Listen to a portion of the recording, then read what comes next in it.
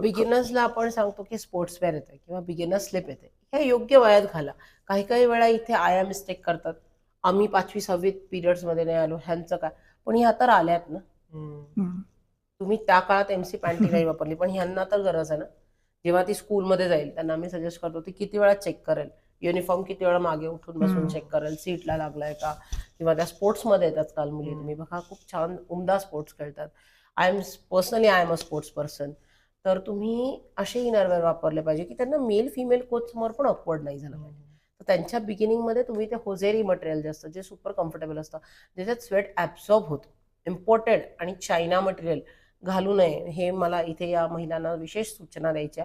कारण की ते त्या मुलींच्या बिगिनिंग याला आणि बॉडी च्या आपल्या स्किनला जे लेअर असते त्याला ते सूट होत अजिबात नाही. पण ते फक्त स्वस्त आणि मस्त मिळतं किंवा त्याच्या ऑनलाईन भरपूर ॲडव्हर्टाईज झालेले असतात म्हणून त्या घेतात.